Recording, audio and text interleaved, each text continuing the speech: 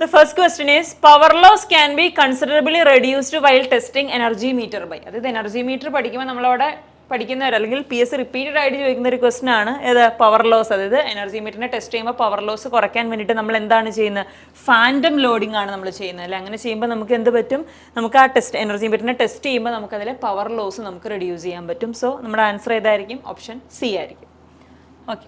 Next question, speed of rotation of induction type energy meter can be controlled by adjusting the position of brake magnet, reversing the supply terminals, reversing the load terminals, none of the above. അപ്പോൾ നമുക്കറിയാം speed of rotation നമ്മൾ adjust ചെയ്യുന്ന എന്ത് വെച്ചിട്ടാണ്? നമുക്കറിയാം ആ ഡിസ്കിന് അല്ല, നമുക്കറിയാം ഇൻഡക്ഷൻ എനർജി മീറ്റർ എന്ന് പറയുമ്പോൾ നമുക്ക് അവിടെ ഒരു അലുമിനിയം ഡിസ്ക് ആണ് നമുക്കുള്ളത് അല്ലേ. ആ ഡിസ്ക് റൊട്ടേറ്റ് ചെയ്യാണ്. സോ ആ ഡിസ്കിന്റെ റൊട്ടേഷൻ നമ്മൾ സ്റ്റോപ്പ് ചെയ്യും. അങ്ങനെയാണ് നമ്മൾ ബ്രേക്കിംഗ് എഫക്റ്റ് കൊണ്ടുവരുന്നത് അല്ലേ. അതിന് വേണ്ടിയിട്ട് നമുക്ക് രണ്ട് ബ്രേക്കിംഗ് മാഗ്നറ്റ് അലുമിനിയം ഡിസ്കിൽ ഒരു യു ഷേപ്ഡ് ബ്രേക്കിംഗ് മാഗ്നറ്റ് നമുക്ക് അവിടെ കാണാൻ പറ്റും. അപ്പോൾ ആ ബ്രേക്കിംഗ് മാഗ്നറ്റിന്റെ പൊസിഷൻ അഡ്ജസ്റ്റ് ചെയ്തിട്ടാണ് നമ്മൾ ബ്രേക്കിംഗ് എഫക്റ്റ് നമ്മൾ അവിടെ കൺട്രോൾ ചെയ്യുന്നത് അല്ലേ.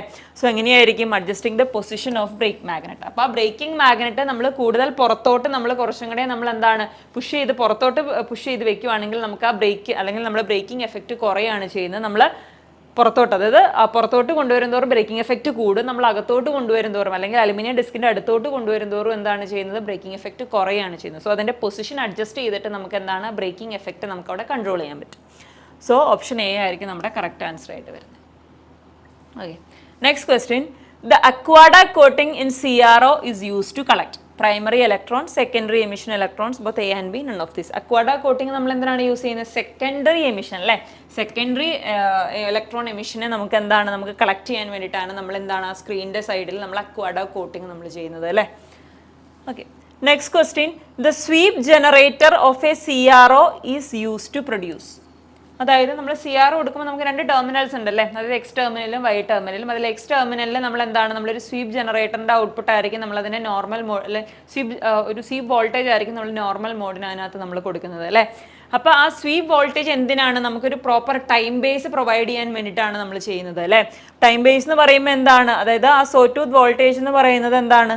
അല്ലെങ്കിൽ നമ്മൾ ആ ടൈം ബേസ് ആയിട്ട് നമ്മൾ കൊടുക്കുന്നത് ഒരു സോടൂത്ത് വോൾട്ടേജ് ആയിരിക്കും നമ്മൾ ഡെഫിനറ്റ്ലി നമ്മൾ ആ ടൈം ബേസ് ആയിട്ട് കൊടുക്കുന്നത്.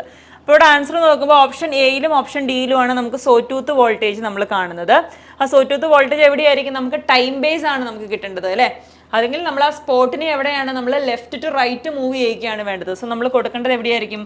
ഹൊറിസോണ്ടൽ ഡിഫ്ലക്ഷൻ പ്ലേറ്റിലായിരിക്കും നമ്മൾ കൊടുക്കേണ്ടത് അല്ലേ. So sweep generator of a CRO is use to produce a sawtooth voltage for the horizontal deflection of the electron beam. അതായത് left to right horizontally deflect ചെയ്യാൻ വേണ്ടിയിട്ടാണ് നമ്മൾ എക്സ് പ്ലേറ്റിലോട്ട് അല്ലെങ്കിൽ നമ്മൾ ഈ പറഞ്ഞ പോലെ ഹൊറിസോണ്ടൽ പ്ലേറ്റിലോട്ട് നമ്മളൊരു സോടൂത്ത് വോൾട്ടേജ് കൊടുത്തിരിക്കുന്നത്. സോ ഓപ്ഷൻ എ എന്ന് പറയുന്നതായിരിക്കും റൈറ്റ് ആൻസർ ആയിട്ട് വരുന്നത്.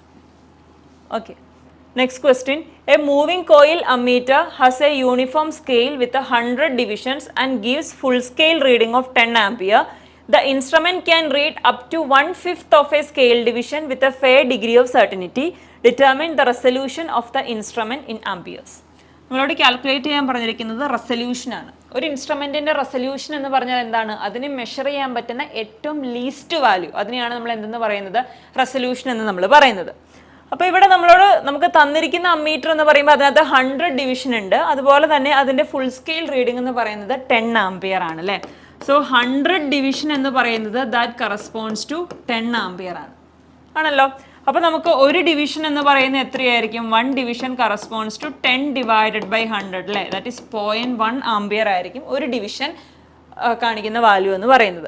ഇത് നമ്മളോട് എന്താണ്? Instrument can read up to 1/5 of a scale division. അപ്പോൾ ഒരു സ്കെയിൽ ഡിവിഷന്റെ 1/5 വാല്യൂ വരെ നമുക്ക് ഇതിനകത്ത് നിന്ന് മെഷർ ചെയ്യാമെന്നാണ് പറഞ്ഞിരിക്കുന്നത്. സോ അതിന് മെഷർ ചെയ്യാൻ പറ്റുന്ന ലീസ്റ്റ് വാല്യൂ എന്ന് പറയുന്നത് അപ്പോൾ എത്രയായിരിക്കും? അതായത് ഒരു ഡിവിഷന്റെ 1/5 അല്ലേ. ദാറ്റ് ഈസ് 1/5 ഇൻറ്റു 0.1 എന്ന് വരും അല്ലേ. 1/5 എന്ന് പറയുന്നത് 0.2 ആണ്. സോ 0.2 ഇൻറ്റു 0.1 വരുമ്പോൾ നമുക്ക് 0.02 നമുക്ക് കിട്ടും.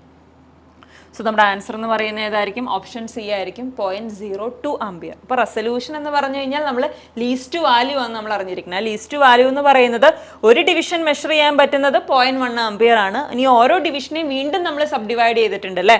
അപ്പോൾ ഓരോ ഡിവിഷനും 5 പാർട്സ് ആയിട്ട് നമ്മൾ ഡിവൈഡ് ചെയ്തിട്ടുണ്ട്. സോ ഈ 0.1ന്റെ 1/5 നമുക്ക് മെഷർ ചെയ്യാൻ പറ്റുമെന്നാണ് അതിൻ്റെ മീനിങ് അല്ലേ.